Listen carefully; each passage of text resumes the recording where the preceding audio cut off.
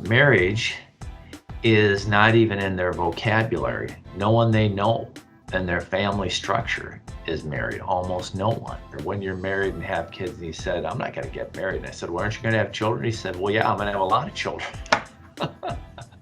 And that tells you just the mentality of where they're coming from and the battle that we're facing and trying to teach these boys about the importance of faithfulness in marriage and what that means. I am so excited to speak with our guest today, Jeff Bird, who's a personal friend and founder of Hope Academy and Hope Farm School. Hope Academy is a private, Christ-centered classical academy founded as an opportunity equalizer for urban youth. Today, they serve over 500 students in K through 12 with a vision of growing to 700 students. So welcome to Fully Charged. We're your hosts, Kendall and Sheila Qualls. And Jeff, welcome. We know you personally. Our audience doesn't know you. So we live in a world where we hear about white privilege and white supremacy, and you serve kids that don't look like you, and you've been doing it for decades. So tell us a little bit about yourself, your wife, Whitty, and your journey in starting Hope Academy.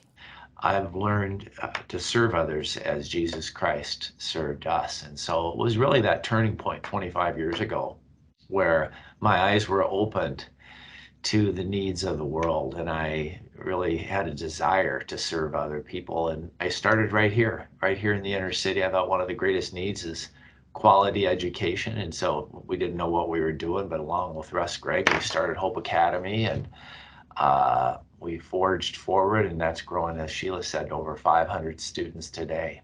So, and my latest work of love is the Hope Farm School, where, at Hope Academy, there's a group of kids and the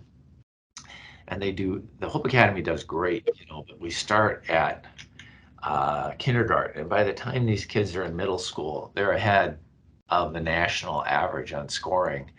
But if you try to insert somebody in there in middle school who came from usually a public school, they're behind, and they just don't catch up. We always said it's like trying to put a Model T on an on-ramp to 35W and saying, go ahead and accelerate and merge into traffic, and it just doesn't happen because there's so many issues there. And so I grew up in a farm. We just need to get these boys out of the city and teach them some of the basics of life, in addition to teaching that God has a plan for their life, and give them a reason and a hope to study hard and to work hard. And that's proved to be true. The boys at the farm school, they do tremendous after they're there for 1 or 2 years, and we keep them all the way through high school. It's a residential living situation, and it's going wonderful.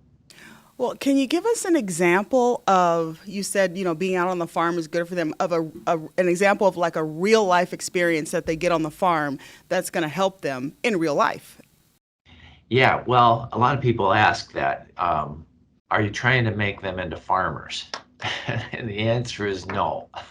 Very unlikely that any of them will end up being a farmer. But we call those are like hard skills, farming skills, or math, or science.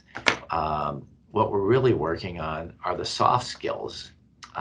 So there's like 7 or 8 of them: how to go to bed on time and get up on time, how to show up on time to class or work or whatever it is, listen to instructions, how to get to your work, not to distract others, and then finish your work and put everything away. So those are the foundational soft skills that we hope everybody learns there. And of course, the biggest soft skill is developing a faith in Jesus Christ, which will heal. Everybody has hurts, heal all their wounds and their hurts, and give them a hope and an optimism about their future. Oh, absolutely. So tell us a little bit about that as it relates not just to the farm school itself, but the boys, their lives, what it was like typically for them prior to them coming to the farm school. Yeah, well, I think I got an education as much as anybody because um, we work very intimately with the families, and all the boys pretty much are fatherless. But you realize what life is like without a father. There's no protection, there's no provision. And these boys are literally on their own starting about age 13. Yes, their mothers love them dearly, but they cannot provide everything that a boy needs. And in the inner city, there's tremendous temptation and pressures for these boys to do anything other than doing what's right. They don't see any reason to study, so they don't. You know, a lot of them weren't even going to school before they came to the farm school. Yeah, you mentioned the mothers.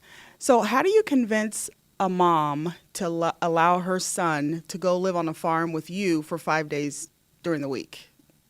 Yeah, that's not an easy task. I mean, some mothers have see the light, I would say, and are more willing to do that. But it's a delicate balance because when before the boy hits puberty, like maybe age 10, 11, and 12, they're like, oh, I can never part with my son. We're so close and they're sweet together. And then they'll call me a year or two later when they're 13 or 14, and they're saying, oh, I really need to get him to the farm. And I said, well, tell me what's going on. They say, well, he's not coming home and he's not doing this. And so at that point, it's usually too late. That boy is not gonna, he's not gonna give up freedom and all the things that he's doing to come to a farm school.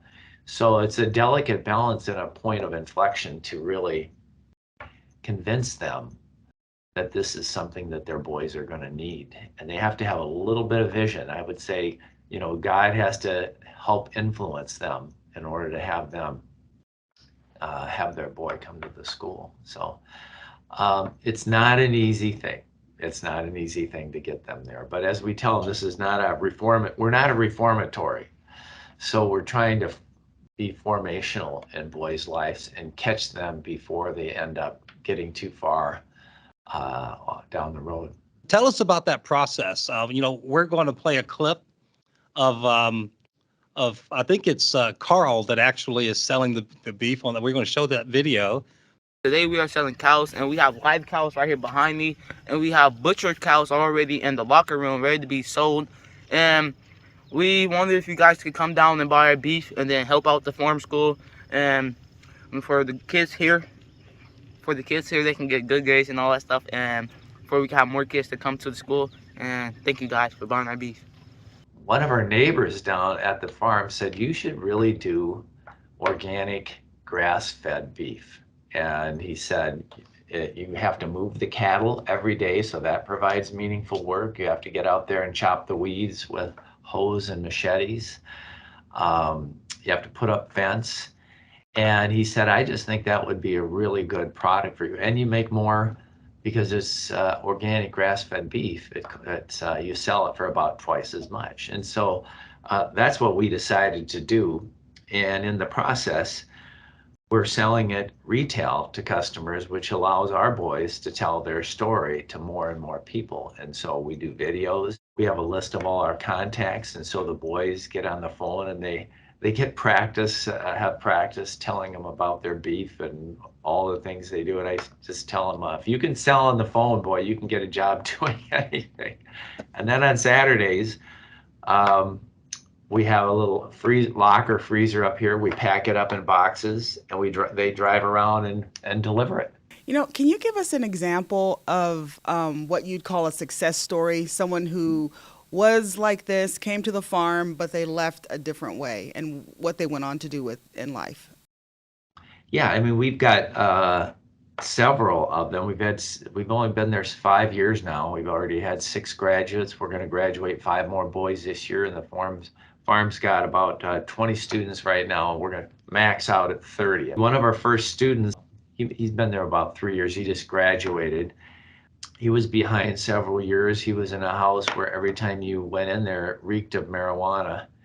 And, he just saw the vision of what we're doing at the farm school. Well, he's an African-American young boy, and he went from being 2+ years behind to being 2+ years ahead, and got a full ride scholarship to the University of St. Thomas. Wow, that's great. I just want to speak about one particular graduate that I know of that you've mentioned who actually got married. So, I mean, we may think that's not a big deal, but in a culture with these young boys, getting married is kind of a different thing, kind of a new thing for them. Yeah, boy, I know you've spent a lot of time on that, Kendall and Sheila, but marriage is not even in their vocabulary. No one they know in their family structure is married, almost no one. And so one of the boys I was talking to, he's been there just a little while. I was saying, well, when you have kids, I can't remember what point I was making, or when you're married and have kids, and he said, I'm not going to get married. And I said, well, aren't you going to have children? He said, well, yeah, I'm going to have a lot of children. And that tells you just the mentality of where they're coming from and the battle that we're facing and trying to teach these boys about the importance of faithfulness in marriage and what that means for raising children. You guys do incredible work with those boys. It is just absolutely amazing. Do you have any plans for a Hope Farm School for girls? That was always one of my original visions. And I hope that will still happen one day. We could, and it could happen any day. What we really need is a woman to lead that initiative. And I think we have facilities where that can take place, and it's desperately needed as well. So I don't know, Sheila, you might be the person. That was just a question. Oh, well, that's funny. Well, listen, Jeff, if someone wants to find out more about Hope Academy, Hope Farm School, where do they go? Yeah, go to the website, go to hopeacademy.org, or go to hopefarmschool.org. Hope Academy is just a mile from my office down here in Minneapolis. And Hope Farm School, it's about an hour and a half, which seems like a long ways, but I drive it 4 days a week. I work here in the cities, and I go down to the school several times a week. And so, yeah, go to the website, and all the information is there. We'd love to have you guys come and visit. Actually, October 15th, I think that's not this Saturday, next Saturday, we're going to have an open house at the farm school between 11 and 3, and it is a gorgeous drive. The colors are going to be at full color. So if you have any interest at all, come down and visit us. Great. Well, thank you so much, Jeff, for joining us. I've enjoyed the conversation, as always. Thanks so much for joining us. Bye-bye. Well, that's it for this episode of Fully Charged. Thank you for joining us. Please subscribe on Apple Podcasts, follow us on Spotify or any other podcast platform. And if you like what you see, please give us a 5-star rating while you're there.